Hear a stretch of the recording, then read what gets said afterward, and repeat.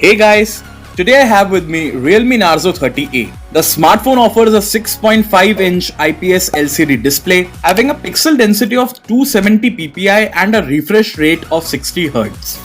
Realme Narzo 30A has a bezel-less water drop notch display. On the right spine, you will find the power button and the volume rocker. And on the other side, the phone has a SIM tray. The bottom of the phone features a USB Type-C port, 3.5mm jack and a speaker grill. Realme Narzo 30A comes with a dual camera setup with a fingerprint sensor. Also, you will see the Narzo branding below the camera module. So that's all as far as the design is concerned. Now let's get into the details about the internals. The Realme Narzo 30A comes with a MediaTek Helio G85 chipset with 12nm fabrication.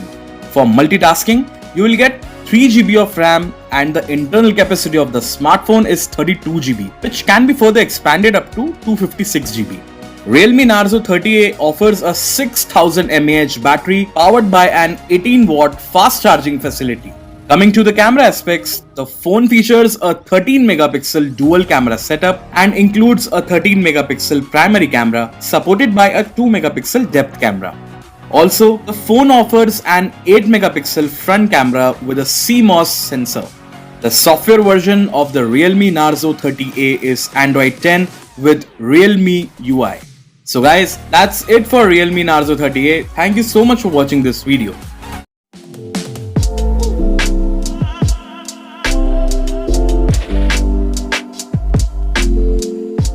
The Vivo Y1s comes in this box. Let's see what we get inside. We get the handset, documentation, a USB cable, power adapter, SIM ejector pin, protective case, and a protective film that is already applied on the phone. The phone comes with a 6.22-inch touchscreen display with a resolution of 720 by 1520 pixels. It runs Android 10 and is powered by a 4030 mAh non-removable battery. As far as the cameras are concerned, the Vivo Y1s on the rear packs a 13-megapixel camera with an f2.2 aperture. The rear camera setup has autofocus. It sports a 5-megapixel camera on the front for selfies with an f1.8 aperture. The Vivo Y1s runs FunTouch OS 10.5 based on Android 10 and packs 32GB of inbuilt storage that can be expanded via microSD card to up to 256GB. Connectivity options on the Vivo Y1s include Wi-Fi, GPS, Bluetooth version 5.0, USB OTG, micro USB, 3G and 4G. Sensors on the phone include an accelerometer, ambient light sensor and proximity sensor.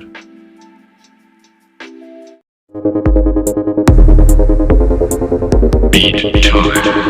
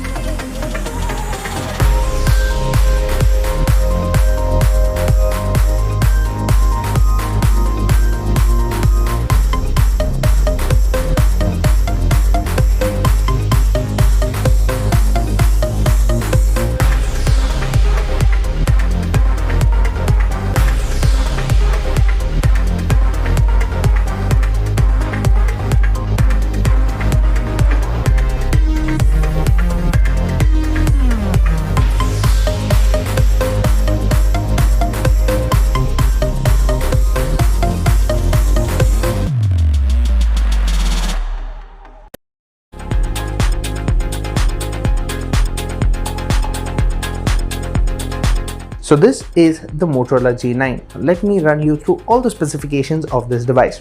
At the front, you've got a 6.5-inch HD Plus display with a 20:9 aspect ratio. Now the 20:9 aspect ratio makes it tall and narrow.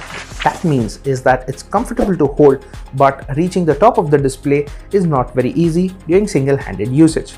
At the top, you have a dewdrop notch, which houses an 8 megapixel selfie shooter. On the device, all the buttons are on the right side, whereas the left only has the SIM tray, which is a little odd because the top button here is the dedicated Google Assistant button, and it is a little hard to reach while you're holding the device single-handedly.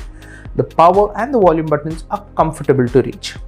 At the back, you've got a triple camera setup. Now this particular camera setup consists of a 48 megapixel primary camera, a 2 megapixel macro camera and a 2 megapixel depth sensor. And the fourth element here is the flash, and they have put it in the same module. The module rises slightly, but it sits flush with the case that is available in the box. So that makes it a little easy. And the fingerprint scanner is positioned right below the camera module, and it is well positioned so you can scan and unlock the device very easily. So let's talk about the ports on the device. At the bottom, you've got the USB Type-C port, the primary microphone and the loudspeaker, whereas at the top, you've got the secondary microphone and the 3.5mm headphone jack. In terms of the battery capacity, Motorola has packed in a 5000 mAh battery, and that makes the device a little thick. It measures over 9 mm and it weighs about 200 grams. So when you are using this device for a while, you are going to feel the weight. In terms of the software, this is where I like what Motorola has done with the Moto G9. So it runs Android 10 and it is pretty much stock Android. It's very close to stock Android. Motorola calls it My UX, but there are very little customizations. What Motorola has added on top are useful features. They call them Moto Actions, and well, you remember the double chop to start the flashlight, right? So these useful features are still available on this particular device. Powering this particular smartphone is the Qualcomm Snapdragon 662 SoC. Motorola have used a hybrid SIM slot on this particular device, which means that you can either choose two SIMs or you can go with one SIM and the micro SD.